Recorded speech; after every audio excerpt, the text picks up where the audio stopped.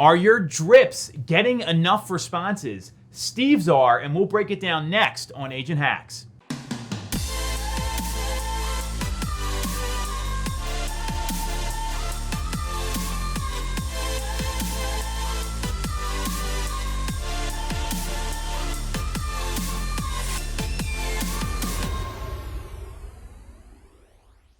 So we've got Steve Bazzagani here, friend, team member, killer realtor, and we're at a team meeting this week. And this is why I love the team environment, because these ideas come out. You don't even know that they're going to come out before you like set the agenda or start talking.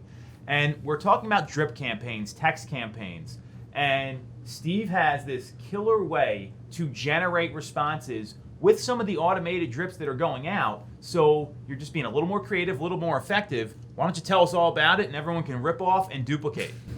So basically what I do is the key to working around any kind of automated email is to make it not automated, to make it not seem automated. The more personal you can make it, the more you can address their name or whatever their situation is the best way you can generate more responses. So like, for example, what Tom was just talking about is we talked about, my emails will talk about what Boomtown does for our emails is we could do a specific time of day, a season, or a time of the week or whatever, day of the week, whatever, and basically that inserts itself whenever the message is sent, and that basically generates more responses because it doesn't, if I say something to you like, hey, I'm just checking in, how's things going? That's very generic. It's very not going to get an answer type of an email or text or whatever. But if I say, hey, I would, just wanted, I was thinking about you on this fine fall Tuesday afternoon, and I wanted to just see how you were doing. So like, if it comes up like that, it's like, oh, this was just sent today, as and he actually wrote this versus like some blanketed generic thing. And people want that personal attention, so you have to make sure you give them that personal attention. So, and most CRMs have this functionality. So this is something that, it's using the CRM properly and going deep and understanding it all. So what kind of responses do you get from these sort of texts and emails? Like how does it engage? Like what do people say when they see something like that? So normally I haven't had, fortunately, knock on wood, any negative responses from them. I've had more of hey Steve, thanks for checking in. I've been meaning to get back to you. I've been meaning to answer you. Or sometimes they just read themselves out too. They're like, hey Steve, thanks for checking in. I appreciate the follow up so much.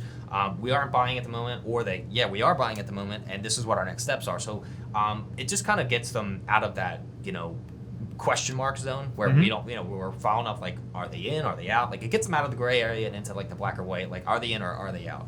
And then whether to take it further from there, whether, okay, we need to pursue this one harder, or we can let this one go and, push this one down the road a little bit. Well, and that's a really great point, because when you can disqualify a lead, then you're not wasting your time following up and not getting an answer. Correct. And, this is about working smarter, because we're already working hard. Like there's no question about the hard work. It's working smarter because you can only, call these people or email them so many times. So setting the drip lets you contact more people, talk to more people, which is going to get you more appointments, more sales. So understanding the functionality is really great. What other tips do you have for people when they're coming up with drips or working on their email campaigns, response rates, that sort of stuff, especially when it's automated? Because I think that's where a lot of people get stuck. They don't want it to be too canned.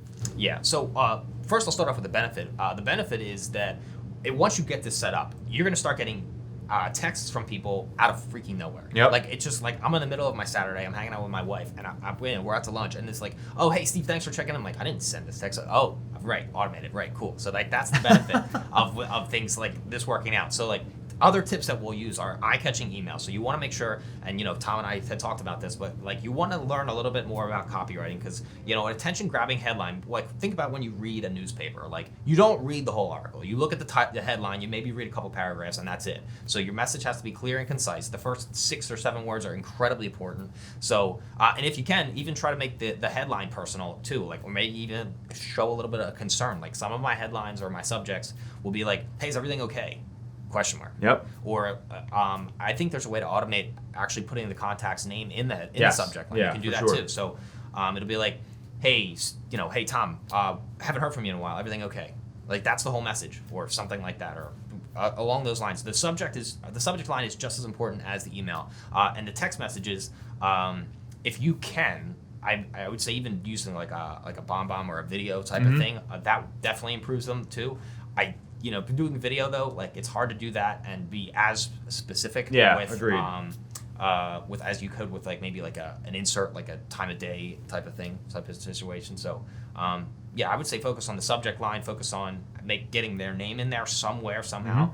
And then making your sign off as personal as possible. Like, hey, I'll follow up with you in a couple days. Even the sign off of, like, some people will say, like, I'll touch base or call me in the next couple days. But instead, I'll sign off and say something like, okay, I'll touch base with you on, and then, insert like a generic, like, 2 days from now quote thing. So like if it's a Tuesday and it'll say something, the automated text will be like, hey, I was just checking in with you on this fine fall Tuesday afternoon, blah, blah, blah, blah, blah. I'll touch base with you on Friday this week.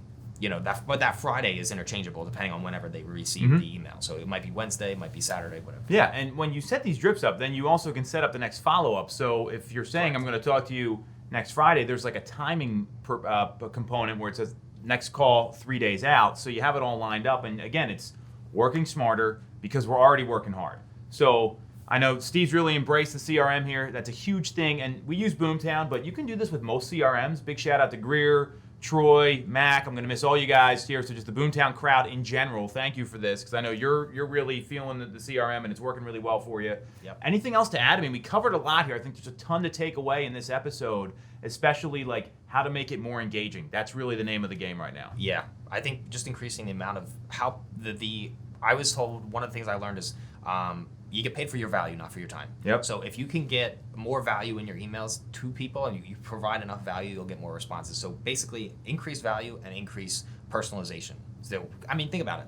The most personalized things in life are the things that get the most money. If you say, I got this custom-made guitar, like that's going to get so much more money than, just a generic thing you can buy at the store. So if you can 100%. make your service that way, then you're going to get more responses, more value, and obviously more commissions out of it. Yeah, well, and that, like you're talking about more efficiency, more effectiveness, because we all got the same amount of time, and you bring up a really good point there. So, lot to unpack, great stuff. Appreciate the share. Thanks for coming on. We'll catch you guys next week, and if you want to get in touch with either one of us, Nick's going to put all Steve's information up there. We'll talk to you soon. Take care.